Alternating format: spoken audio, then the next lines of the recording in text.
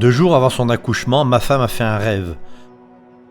Dans son rêve, un sanglier mangeait les mains et un pied de notre bébé. Quand notre fils est né sans main et avec un seul pied, j'ai compris que le diable s'en prenait à moi parce que je l'avais quitté. Pendant des années, mes amis et moi avions adoré le diable. Nous nous rendions au cimetière et nous creusions des tombes pour lui rendre un culte. Le diable me donnait tout ce que je lui demandais.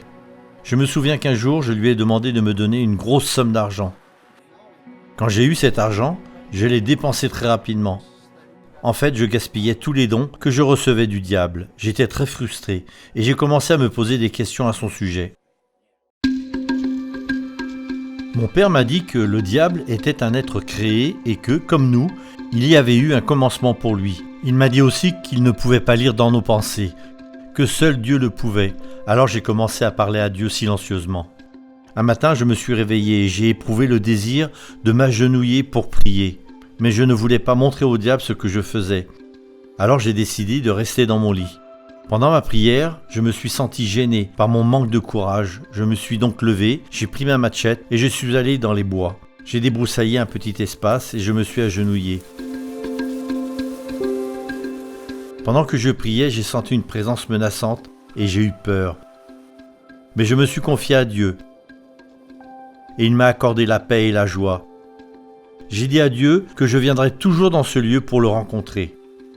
Plus tard, j'ai demandé une Bible à mon père et il me l'a donnée, ainsi que la tragédie des siècles d'Ellen White. Il m'a encouragé à lire le chapitre intitulé « Les pièges du diable ». Peu de temps après, j'ai décidé de donner ma vie au Christ et de devenir pasteur.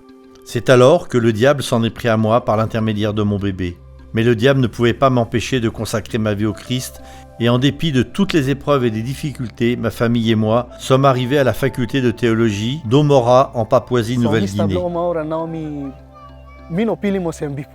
Ici à Omora, ma vie a beaucoup changé. Le Seigneur répond à tous les besoins de ma famille. Je ne suis plus effrayé et hésitant comme dans le passé. Je sais que Dieu est avec moi. Je rencontre encore des difficultés, mais ces obstacles ne me découragent pas et ne m'éloignent pas de Dieu.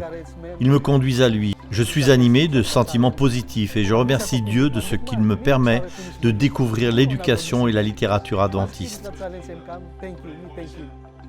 L'un de mes sujets préférés est la découverte de la Bible. Cela me permet de mieux comprendre la parole de Dieu. J'aime aussi beaucoup les livres de Daniel et de l'Apocalypse, parce que j'ai envie de savoir ce que Dieu nous dit concernant l'avenir. Les relations humaines sont très fortes ici. Je peux fréquenter les étudiants du monde entier. Je suis en contact avec des pasteurs qui travaillent sur le terrain. Cela m'aide à me préparer pour le ministère. Je fais des plans pour rentrer chez moi et dire aux jeunes qui creusaient des tombes avec moi dans le cimetière pour adorer le diable qu'une vie bien meilleure les attend. Il existe un Dieu qui peut les transformer, tout comme il m'a transformé.